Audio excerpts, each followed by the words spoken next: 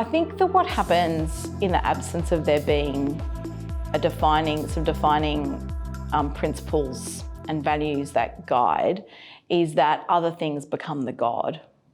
And what tends to become the God in the place of something like a value of service is usually profit. So it's usually profit. Sometimes it's a concept of excellence, but that idea of sort of something being of excellence or of people being excellent quality, or their product being excellent is really hard to define. And so you might sort of feel or believe that's your value of things just being excellent. But one of the only ways that we really have of measuring excellence in a model that primarily focuses on profit and on revenue is how much somebody makes. And so how much a person individually makes is one of the sort of defining ways of them knowing that they're valued and that they matter, because it hurts their bosses to pay them more money. And so if they're prepared to do that, they must value them. And from an organisation perspective, if clients are prepared to spend money with you and keep spending money with you, well, that hurts them to spend money, but they're choosing to spend it. So you must be valued. You must matter. You must be providing excellence, or you must be providing quality, or you must be providing whatever it is that you focus on.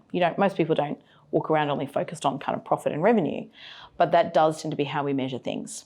And I think that it's not irrelevant, it is very relevant, it really does matter.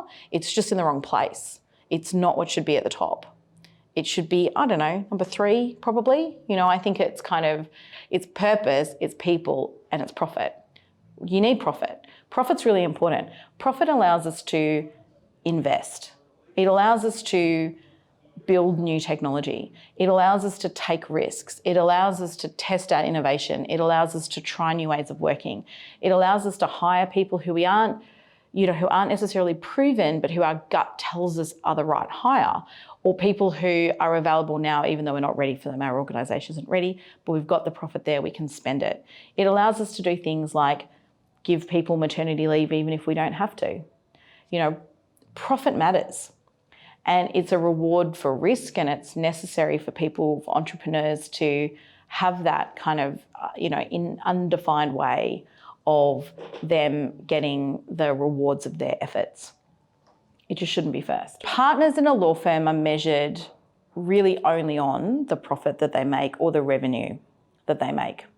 And they're measured based on the clients that they bring in and what the client's billings are, so what the client spends with that partner and with that partner's team. So it's not just the partner themselves, but it's their whole team. And if the client brings in work that actually ends up being done by a different group, so it's not actually done under that partner, it's done somewhere else in the firm, in most firms, there'll be some kind of recognition of that sort of value chain. They brought the work in, they'll get some percentage of the revenue will be attributed to them. Partners are then ranked based on how much revenue they are responsible for. And they all know it's very open and public among the partners. It's not usually open to the lawyers, but it's open to the partners. And promotions and things like equity, how much equity you get and whether you actually are made an equity partner, so a partner who truly owns some of the business, as opposed to a partner just in name, will depend on how much revenue a person has brought in. So a lot of people now these days in many of the firms are made partner in name, but they really are just salaried partners. They're a partner with a salary. They're not actually getting any of the cut of the pie. So until they become an equity partner, they won't actually get a slice of the pie.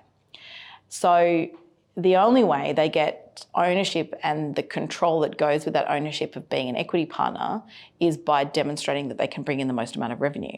Now, that drives all kinds of behaviours.